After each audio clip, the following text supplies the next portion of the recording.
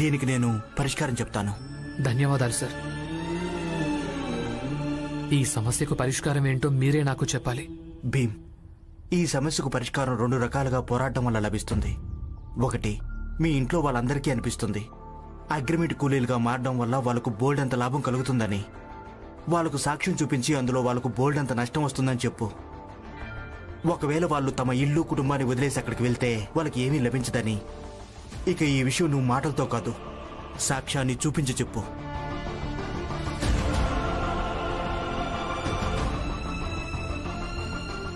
ఇక రెండో రకం? ఇక రెండవది, దానికి రాజకీయంగా అలాగే యంత్రాంగపరమైన పరిష్కారాన్ని వెతకాల్సి ఉంటుంది. సార్, ఆంగ్లేయ ప్రభుత్వ యంత్రాంగం ఉంది కదా, ఇక వాళ్ళు దీన్ని ప్రోత్సహిస్తూనే ఉన్నారు. మరి ఈ విషయంలో వాళ్ళు మనకెందుకు సహాయం చేస్తారు? ఈ సమయంలో ఎంతో మంది రాజకీయ ప్రముఖులున్నారు. వాళ్ళు ఆంగ్లేయులు కారు. వాళ్ళు మనకి సహాయం చేయగలరు. మీరు ఎవరి గురించి మాట్లాడుతున్నారు గురుగారు?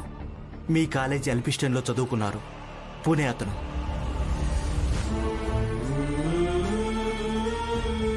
సర్వెంట్స్ ఆఫ్ ఇండియా సొసైటీని స్థాపించినవాడు.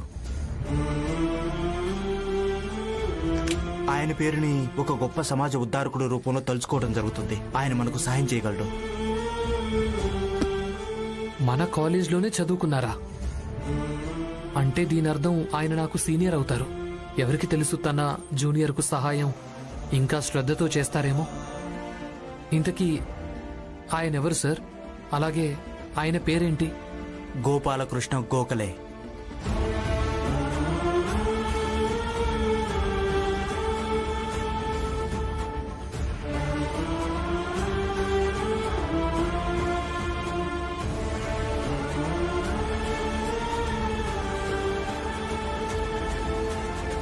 గోపాలకృష్ణ గోఖలే. అవును భీమరావు. అతను నీలాగే ఒక పేద కుటుంబంలో పుట్టినప్పటికి కూడా ఆయన ఉన్నత స్థాయిలో చదువుని పూర్తి చేశాడు. ఇక జూన్ 12, 1905 పూణేలో the servants of India society పేరున ఒక సంస్థను స్థాపించాడు. అవును, ఈ the servants of India society అంటే ఏంటి గురుగారు? ఇలా అనుకో భీమరావు, నువ్వు ఏ ఆలోచనతో మీ ఊరు నుంచి బొంబాయికి చేరావో ఆ ఆలోచనలు కార్యాచరణ పెట్టే పనిలో ఈ సొసైటీ పనిచేస్తుంది. ఇక అందరూ ఏమంటారంటే గోపాలకృష్ణ గోఖలే తన విషయంలో చాలా శ్రద్ధాభక్తులు చూపిస్తుంటారు. ఇక భీమరావు, నువ్వు ఏ భావాలతో ఉంటావో చిన్న పెద్ద మతాలన్నీ చెదిరిపోవాలని గోపాలకృష్ణ గోఖలే దానికోసమే పనిచేస్తుంటారు. ఇవన్నీ వింటుంటే చాలా సంతోషంగా ఉంది. ఈ సమాజంలో ఇంకొందరు కూడా ఉన్నారని, వాళ్ళు కూడా జాతి మతాలను చెరిపివేయాలనుకుంటున్నారని. నేను ఆయన్ని కలవాలనుకుంటున్నాను. అలాగే నాకు దగ్గర బంధువు ఒకరున్నారు. అతను ఆయనకు చాలా దగ్గర. తను ఆయన్ని పరిచయం చేయగలరు. తర్వాత నువ్వు కావాలంటే నీ ప్రశ్నలన్నిటికీ ఆయన దగ్గర సమాధానం పొందొచ్చు. సరేనా? పదండి గురువుగారు. మీరిక్కడున్నారా? నేను ఎప్పటి నుంచో వెతుకుతున్నాను. ఏమైంది? లక్ష్మి అక్కకు ఉన్నట్టుండి అనారోగ్యం చేసింది. మీరింటికి రండి. భీమరావు, నువ్వు ముందు ఇంటికెళ్ళు. నువ్వు ఇంటికెళ్ళడం చాలా ముఖ్యం. నేను ఆయన ఒకసారి కలిసి మాట్లాడి చూస్తాను. పద, ఉండు.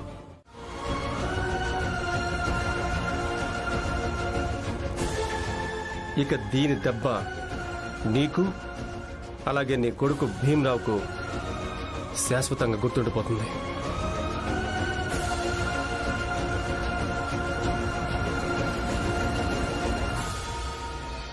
పదండి.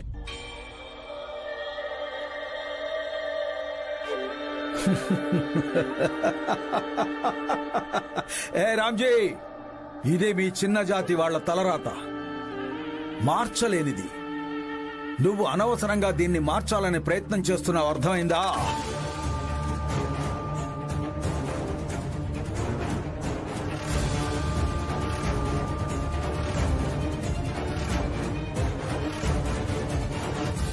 మాకు సైన్యంలో నేర్పించడం జరిగింది. 2-3 పథకాలు సిద్ధంగా ఉంచుకోవడం మంచిది. ఒకవేళ ఒక పథకం విఫలమైపోతే రెండవ పథకాన్ని అమలు చేయడం మంచిది. నేను వాళ్ళకి విజ్ఞప్తి చేస్తున్నాను, వేడుకున్నాను కూడా.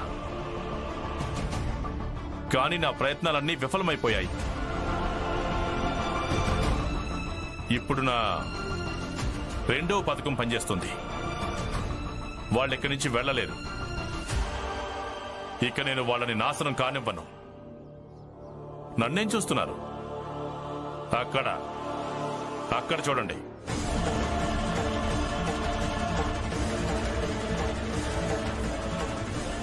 మీరంతా ఇలా వెళ్ళడానికి వీల్లేదు. రేపు కోర్టులో వాదనుంది. ఇక కోర్టు తీర్పు రాకముందే వెళ్ళడం చట్ట ప్రకారం నేరం.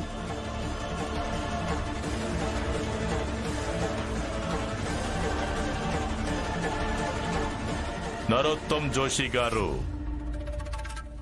కోర్టుకెళ్లాలన్న నిర్ణయం మీది. ఈ కేసు పోరాడాలన్న నిర్ణయం మీది. ఇక మీరు తీసుకున్న అదే నిర్ణయం వీళ్ళందరినీ ఆపేసింది. ఇక మీరు మళ్ళీ ఇంకోసారి ఓడిపోయారు.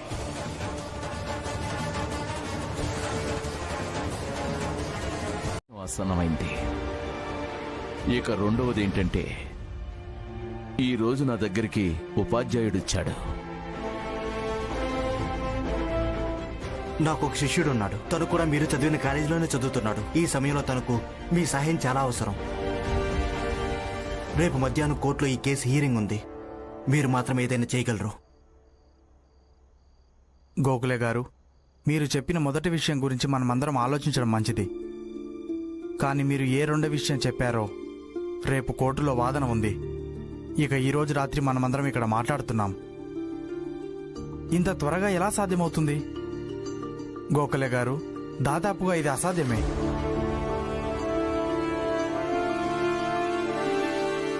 రేపు ఉదయం దాకా ఎదురు చూద్దాం. మనం ఆశిద్దాం ఏం జరిగినా మంచి జరుగుతుందని. గోపాలకృష్ణ గోఖలే గారు బహుశా మనకు సహాయం చేస్తారేమో. సరే, నేను పొద్దున కలుస్తాను. సరే.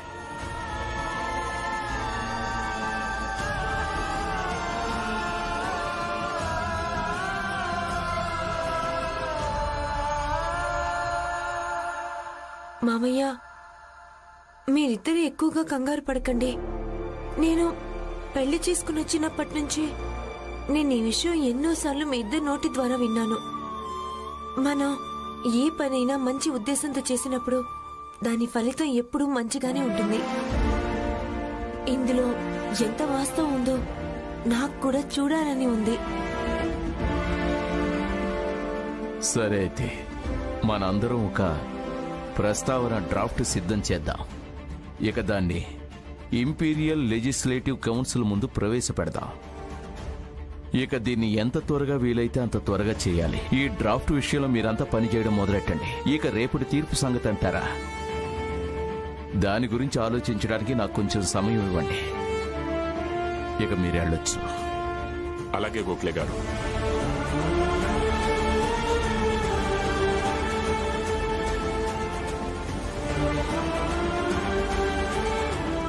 నాన్న, ఇక మీరు ఇంటికి పదండి.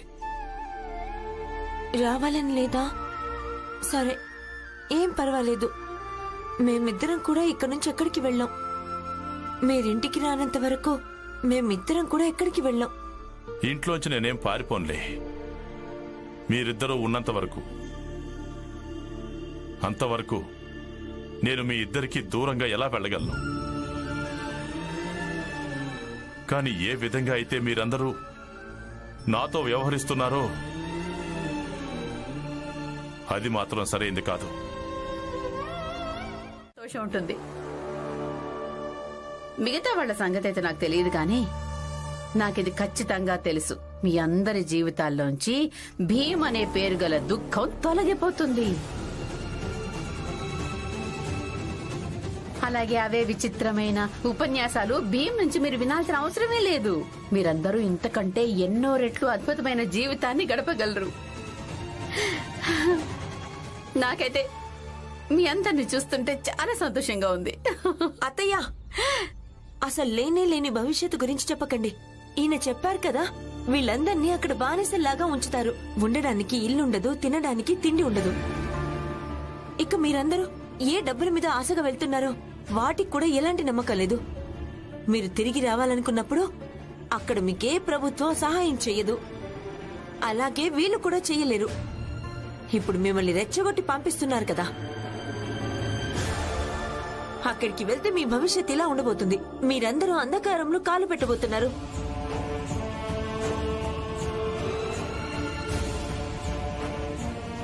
చెప్పాలంటే తమ వర్తమానం గురించి తెలియని వాళ్ళకి తమ భవిష్యత్తు గురించి ఎలా తెలుస్తుంది? అయినా ఇంకా కోర్టు నుంచి తీర్పు రాలేదు. అప్పటిదాకా ఎదురు చూడండి. అలాగే ఈ ఉపన్యాసాలకు కూడా దూరం అయిపోతారు. నేను ఈ విషయం చెప్పడం మర్చిపోయాను. కోర్టుకెళ్లే టైం అయింది. అయినా లాయర్ గారు ఎక్కడున్నారో తెలీదు. ఇదిగో వచ్చేశారు. లాయర్ గారు త్వరగా పదండి, న్యాయస్థానానికి టైం అయింది. సార్ త్వరగా పదండి, న్యాయస్థానం మొదలైపోతుంది. న్యాయస్థానానికి వెళ్ళడం వల్ల ఎలాంటి ప్రయోజనం లేదు.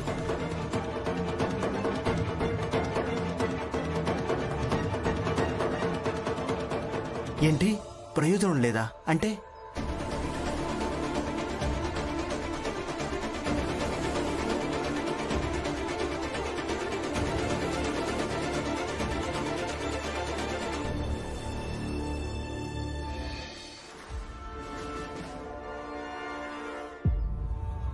అరే రమా, చూస్తుంటే జడ్జి గారు ముందే తీర్పిచ్చారనిపిస్తోంది, కేసు వాదించడానికి ముందే. ఇక ఇప్పుడైతే భీమ్, రామ, రామ్జీ ఇంకా మీరా ఎవరు మమ్మల్ని ఆపలేరు. స్వయంగా పోలీసులే మమ్మల్ని వార్డు దగ్గరికి తీసుకెళ్తారు. అందరూ పదండి. ఆగండి, ఎవరు ముందుకు వెళ్ళడానికి వీల్లేదు. కోర్టు ఆదేశించింది ఇక్కడి నుంచి ఎవరు బయటికి వెళ్ళకూడదని. న్యాయస్థానం నుంచి అంతిమ తీర్పు వచ్చేంత వరకు.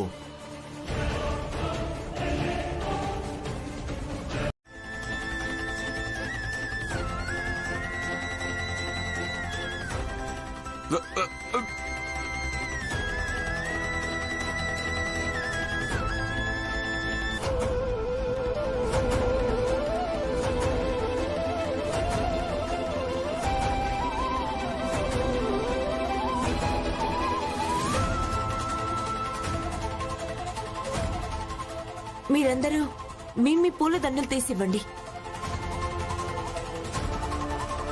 పూల దండలు తీసి ఇచ్చేయండి.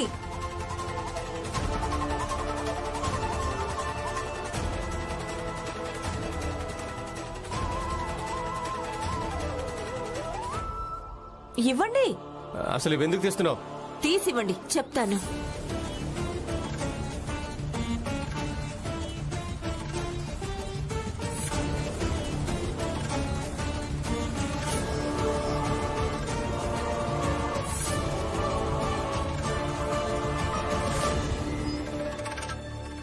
ఇప్పుడు నేను వీటిని ముట్టుకున్నాను. లేదంటే నేనే స్వయంగా నా స్వహస్తాలతో మీకు పూలదండలేసేదాన్ని.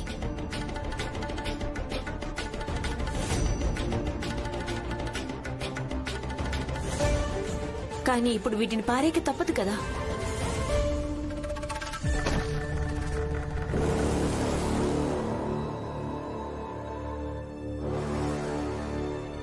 మీరిద్దరూ ఒకసారి మళ్ళీ ఓడిపోయారు.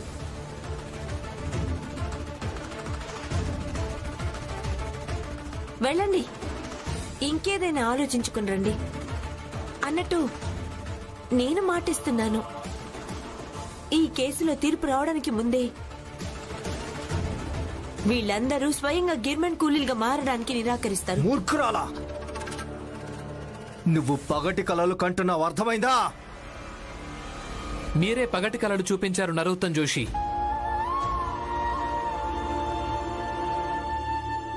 వీళ్ళందరికీ అబద్ధపు కలలు చూపించారు మీరు. కానీ ఇప్పుడు నేను వీళ్ళందరికీ నిజాన్ని చూపిస్తాను.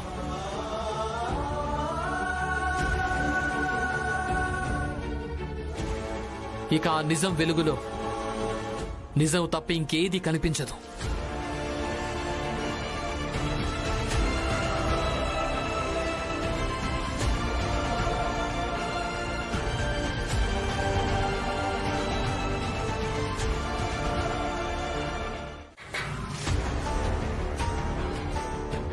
విచిత్రమైన శబ్దం కదా. ఈ శబ్దం వింటే కోపం వస్తుందో? కొంచెం మీ కొడుకు భావాల నుంచి, ఈ ఇంటి నుంచి బయటకు వచ్చి చూడండి. బయట అందరూ ఇదే చేస్తున్నారు. ఇక అది వింటుంటే ఇప్పుడు మీకెంత కోపం వచ్చిందో నాకు కూడా అంతే కోపం వస్తుంది. అసలు వాళ్ళందరూ పళ్ళాలెందుకు కొడుతున్నారు? మంచి ప్రశ్న. ఎంత అమాయకులండి మీరు. ఈ తమరి ఈ యోధుడున్నాడు కదా, ఇతను అందరి పళ్ళల్లోంచి అన్నాన్ని లాక్కున్నాడు.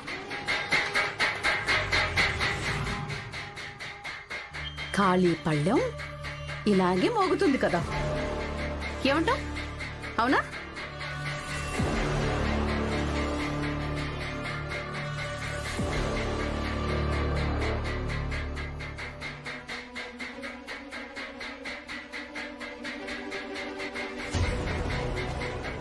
మమ్మల్ని వెళ్ళనివ్వండి, లేదంటే పస్తులతో చేస్తాం. ఇంకా గట్టి గట్టిగా కొట్టండి, గట్టి గట్టిగా కొట్టండి. ఎందుకంటే భీమ్ మిమ్మల్ని ఇక్కడ నుంచి వెళ్ళనివ్వాలి. మమ్మల్ని వెళ్ళనివ్వండి, లేదంటే పస్తులతో చేస్తాం. సగునాబాయ్, అసలేం చేస్తున్నారు? ఇలా నిప్పుల్లో ఆర్జం ఎందుకు పోస్తున్నారు? అయ్యో మీరా, నేను వీళ్లకు సహకరిస్తున్నాను. మీ గారాల భీమ్ చెప్తూ ఉంటాడు కదా, పేదవాళ్ళు అలాగే అవసరార్థులకు తోడుగా ఉండడం అవసరమని, వాళ్లకు సహాయం చేయడం మంచిదని. అదే నేను చేస్తున్నాను.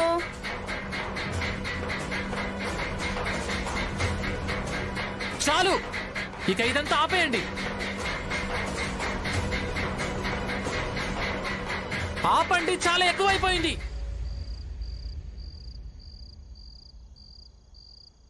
చూడండి, మీరంతా అగ్రిమెంట్ కూలీలుగా మారాలనుకుంటున్నారు. దానికోసం మీరంతా ప్రయత్నాలు చేస్తున్నారు. మేము మిమ్మల్ని అందరినీ ఆపాలి. దానికోసం మేము ప్రయత్నాలు చేస్తున్నాం. మనం మన ప్రయత్నాల్ని కొనసాగిస్తున్నాం. మరి మీరిదంతా ఎందుకు చేస్తున్నారు? ఇలా భోజనం చేయం, పస్తులుంటామంటే ఎలా కుదురుతుందో చెప్పండి. అంతా నాశనం అయిపోతుంది. అవును, మేము పస్తులుంటాం. ఎందుకంటే మా ప్రయత్నాల వల్ల ఫలితం రానంత వరకు అంతవరకు నువ్వు బాధపడాలి, పశ్చాత్తాపడాలి. నీ కారణంగానే మేమంతా భోజనం చేయలేదు అని.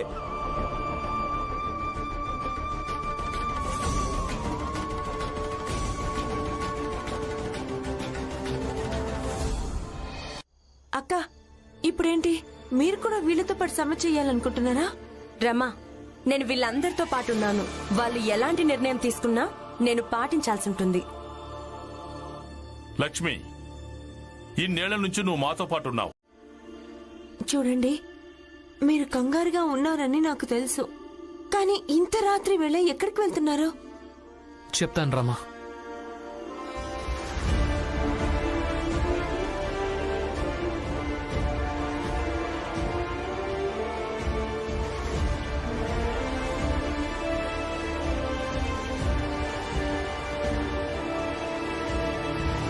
మీరు తేలిగ్గా అనుకుంటున్న ఈ పని అంత సులభం కాదు. ఇందులో మీపై దాడి కూడా జరగొచ్చు. ఎవరైనా మీతో మాట్లాడితే ఇంకెవరైనా మిమ్మల్ని తరిమేస్తారు, అవమానిస్తారు. ఇది చాలా కష్టమైన పని. నాకు తెలుసు రమా, నాకు తెలుసు ఇది చాలా కష్టమైన పని అని. కానీ నీకు తెలుసా, లక్ష్యాన్ని సాధించడానికి సమయం తక్కువగా ఉన్నప్పుడు అప్పుడు కష్టమైన పద్ధతిలోనే పని సఫలమవుతుంది. నేనిది చెయ్యక తప్పదు. అంతేకాదు, వీళ్ళందరినీ ఆపడం కోసం నా దగ్గర ఇంతకంటే మంచి మార్గం లేదు. ఒకవేళ సఫలమైతే నాకు ఈ విషయంలో సంతోషంగా ఉంటుంది, నేను వీళ్ల కోసం ఇదైనా చేశాను అని. ఒకవేళ విఫలమైపోతే బాధపడుతూ ఉండాల్సి వస్తుంది. అయినా చూడరమా, ప్రయత్నం చేయడం తప్ప మన దగ్గర ఇంకేమీ లేదు కదా. అందుకే చెయ్యక తప్పదు. మీరిద్దరూ ఎక్కడికి వెళ్తున్నారు? పరిష్కారం వెతకడానికి. ఎందుకంటే వీళ్ళందరూ పస్తులు ఉండకూడదు. అలాగే అగ్రిమెంట్ కూలీలుగా మారతామన్న పంతం కూడా వదిలేయాలి. కావాలంటే నువ్వు ఏ పరిష్కారమైనా వెతుకో, కానీ నువ్వు మా అందరి ఉద్దేశాన్ని మాత్రం మార్చలేవు. మీ అందరి ఉద్దేశం తప్పో ఒప్పో అది నాకు తెలియదు, కానీ మీ అందరి పద్ధతి మాత్రం ఖచ్చితంగా తప్పే. ఇక అదే పద్ధతి సరిచేయడానికే మేము వెళ్తున్నాం.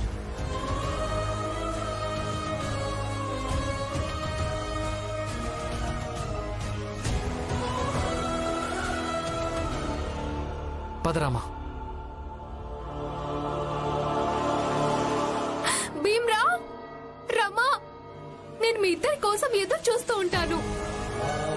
మీరిద్దరు ఏ పరిష్కారాన్ని వెతుకుతూ వెళ్తున్నారు? అందులో మీకు సఫలత లభించాలి.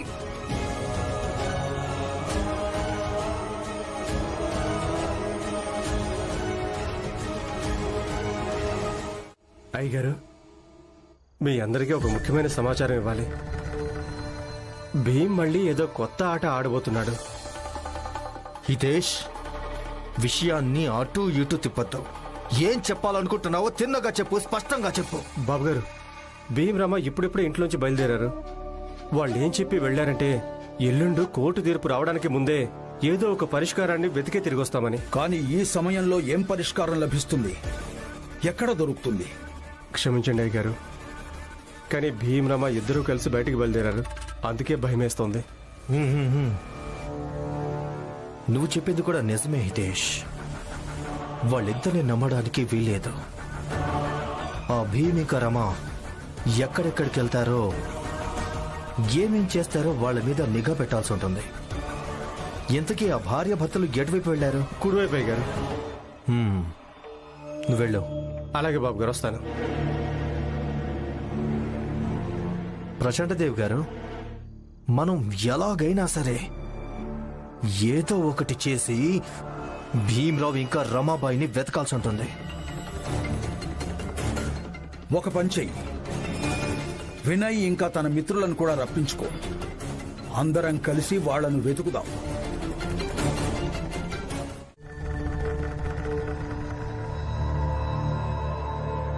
దొరికారా?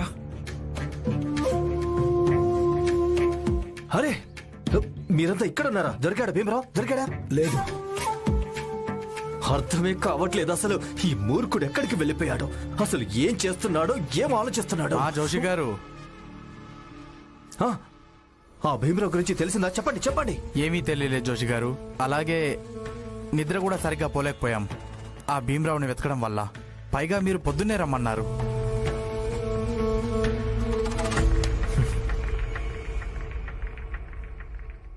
మూర్ఖుడా, ఇప్పుడు కేవలం నిద్రే దూరమైంది. ఒకవేళ ఆ భీమరావు నాకు దొరకనట్టయితే మీ అందరి ఎముకలన్నీ వెరగొడతాను. ఇక్కడ స్వయంగా నాకే నిద్ర దూరమైంది. ఇక మీకు మీ నిద్ర గురించి పట్టిందా? అసలు ఏం ఆలోచిస్తున్నాడు, ఏం చేయబోతున్నాడు, ఏం అర్థం కావడం లేదు. ఇక నరోత్తం, శాంతించు.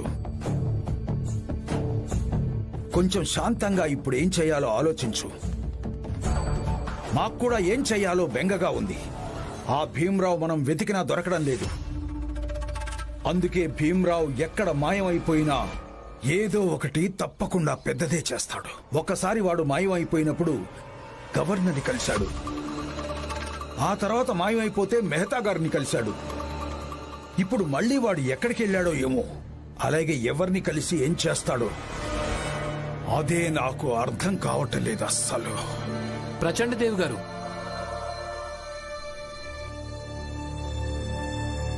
అన్నట్టు మేము మీ ఇంటికి వెళ్ళాం. అక్కడికెళ్తే మీరిద్దరూ ఇక్కడున్నారని తెలిసింది. అందుకే మేము మిమ్మల్ని ఆహ్వానించడం కోసం వచ్చాం.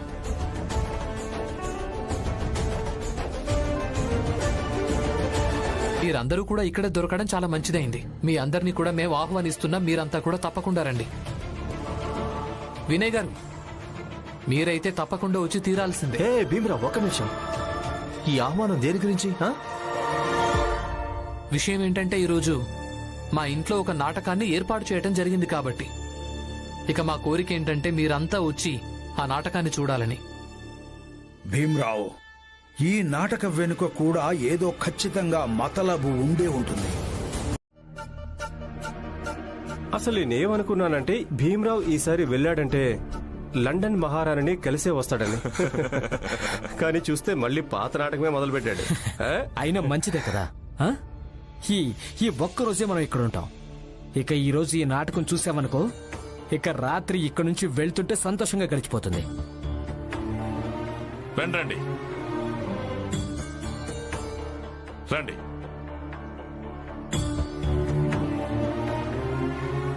ఈ రోజు చాలా మంచి నాటకం చూడడానికి వస్తున్నారు. రండి, కూర్చోండి. రండి. ఈ భీమరావు ఏ నాటకం ఆడబోతున్నాడు? వాడి నాటకం ఏంటో అది చూద్దాం.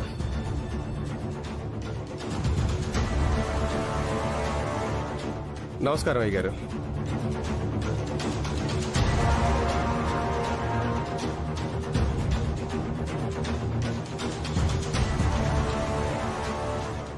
అసలు ఇంతకీ ఈ నాటకం దేని గురించి? నేను చెప్తాను బాలా అన్నయ్య.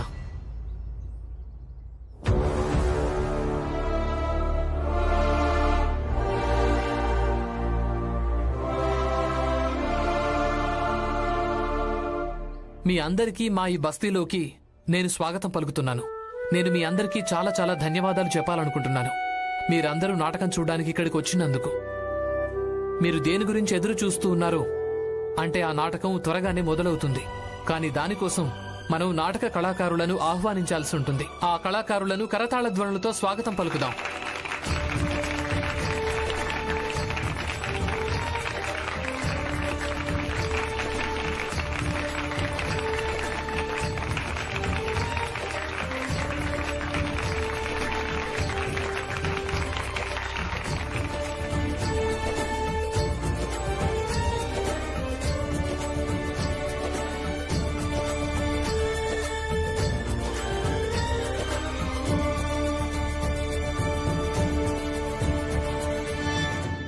ప్రచండదేవ్ గారు, వీళ్ళిద్దరు మనలాగే వేషం వేసుకుని ఎందుకు వచ్చారు?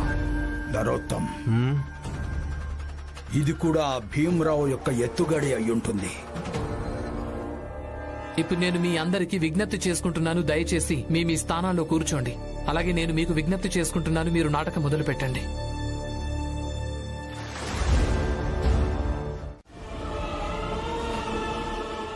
బహుశా ఇక్కడికి రాకుండా ఉంటే నా భార్య ప్రాణాలతో ఉండేది.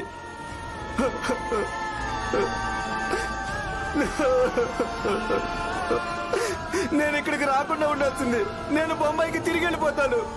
5 ఏళ్ల అగ్రిమెంట్ మీద ఇక్కడికి వచ్చావు, మధ్యలో అలా ఇలా తిరిగి వెళ్ళిపోతావు. అందుకే ఇటు చూడ ఆపేసి అటు చూడు. అదిగో మనం చేరుకున్నాం. పదండి, మనం చేరుకున్నాం.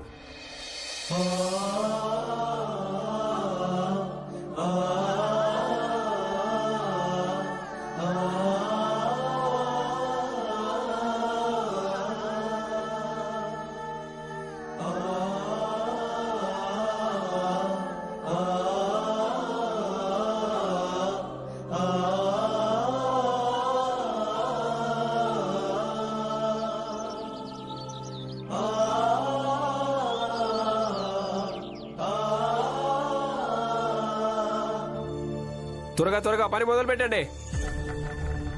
అదేంటి సాహెబ్, ఇప్పుడే కదా వచ్చాం. సముద్రంలో కుదుపులకు భరిస్తూ దారిలో వాంతులు కూడా అయ్యాయి, తల కూడా తిరుగుతుంది సాహెబ్. కొంచెం విశ్రాంతి తీసుకుంటాం. అయినా మేము ఇక్కడికి వచ్చిందే పని చేయడానికి. కాసేపు ఆగి పని చేస్తాం. ఎక్కువగా మాటలు చెప్పకుండా పని మొదలు పెట్టు. సాహెబ్, కొంచెం విశ్రాంతి తీసుకుంటాం.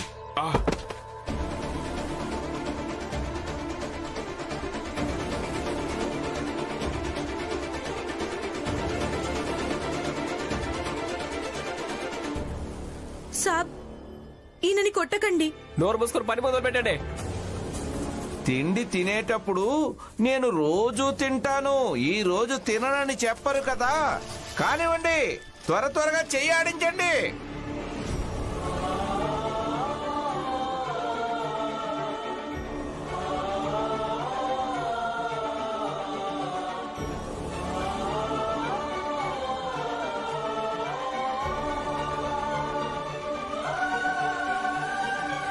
ఇదంతా కావాలనే చూపిస్తున్నారు వదినా, ఎందుకంటే వీళ్ళంతా భయపడి వెళ్ళకూడదు అని. అవును జిజాబాయ్, నువ్వు ఈ బస్తీకి ప్రతినిధివి కదా. వెళ్ళి నాటకాన్ని ఆపు చేయించు. వెళ్ళు. సగునాబాయ్, జీజాబాయ్, ఈ రోజు అస్సలొద్దు. ఒకవేళ ఈ రోజు మీరిద్దరూ ఏదైనా మాట్లాడారో నాకంటే చెడ్డది ఇంకెవరూ ఉండరు. అసలు ఈమెకి ఎలా వినిపిస్తుందో ఏంటో. 2.5 ఏళ్ల నుండి మీ దగ్గరే పని చేస్తున్నాం కదా. పైగా మీరు జీతం ఎంత ఇస్తున్నారని? ఆ జీతం మొత్తం మీరే ఉంచుకోండి, మాకేం అక్కర్లేదు. మమ్మల్ని కేవలం బొంబాయికి తిరిగి పంపించండి సాహెబ్. బొంబాయికి పంపించండి చాలు. ఒక పని చేద్దాం, మనం వీని ఇక్కడే వేరే చోటుకు పంపిద్దాం. తర్వాత అక్కడ కూడా మళ్ళీ అగ్రిమెంట్ రాస్తారు కదా. తర్వాత అక్కడ కూడా 5 ఏళ్ళు అగ్రిమెంట్ కూలీగా పని చేయాల్సి ఉంటుంది.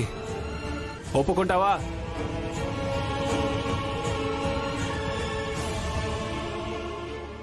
నేను పారిపోతాను. నేను ఇక్కడ ఉండలేను. పని దొంగ. అక్కడ బొంబాయిలో పని చేయలేదు, ఇక్కడికి ధనవంతులు కావాలన్న ఆశతో వచ్చేసావా?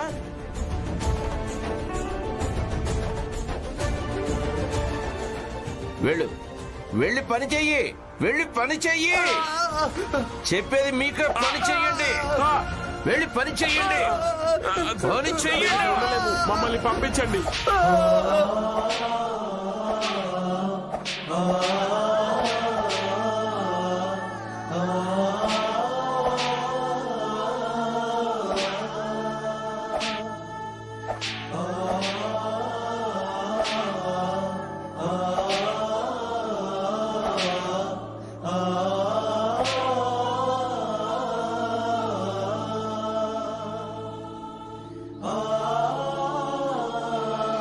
ఏ భీమ్రావ్, నువ్వు ఇదంతా చూపించి వీళ్ళందరినీ భయపెట్టాలనుకుంటున్నావా?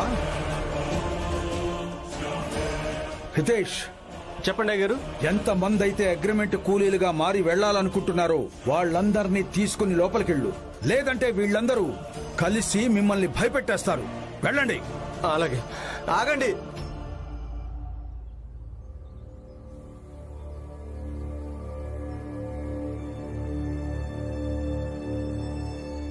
నాలుగేళ్ల క్రితం నేను ఎలాగో ఒకలాగా అక్కడి నుంచి పారిపోయి వచ్చాను. ఎంతో ఆశతో వెళ్ళాను, అక్కడ కొంచెం డబ్బు సంపాదించుకుంటానని. కానీ అక్కడి నుంచి తిరిగి రావడానికి సరిపడా డబ్బు కూడా సంపాదించుకోలేకపోయాను.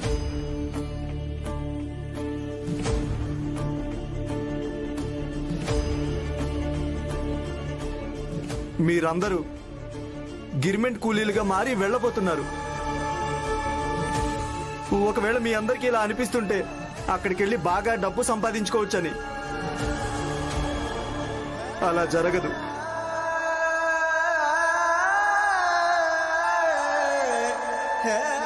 నేను స్వయంగా అనుభవించి అక్కడి నుంచి వచ్చాను. ఇదిగో చూడండి.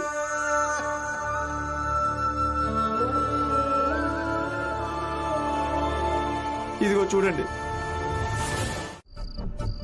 తను కోరుకున్నాడు ఇదంతా చూసి మనం నిరాశ చెందాలని, ఏడుస్తూ ఉండాలని.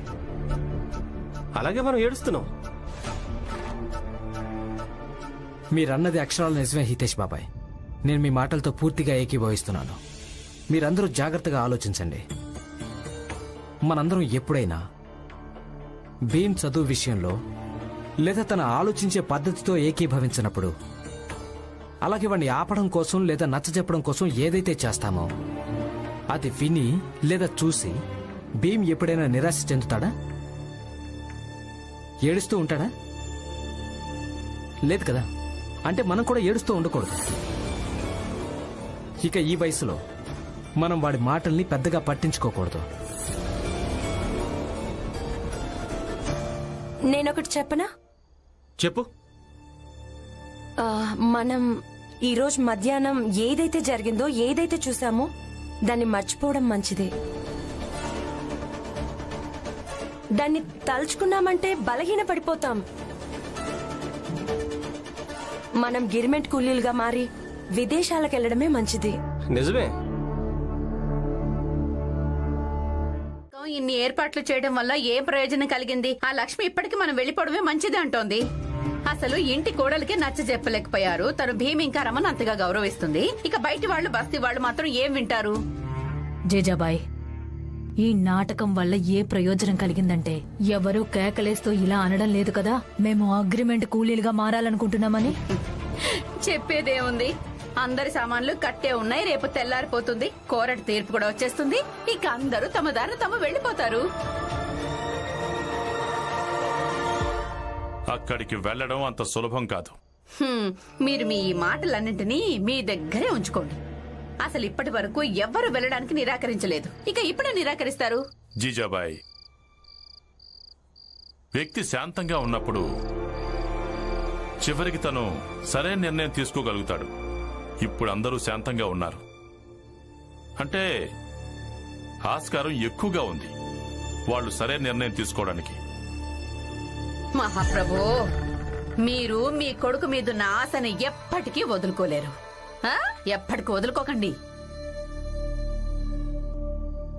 నేను నీకు ఇందాకే చెప్పాను కదా, శాంతంగా ఉండటం వల్ల సరైన నిర్ణయం తీసుకోవచ్చని. నువ్వు కొంచెం శాంతంగా ఉండు.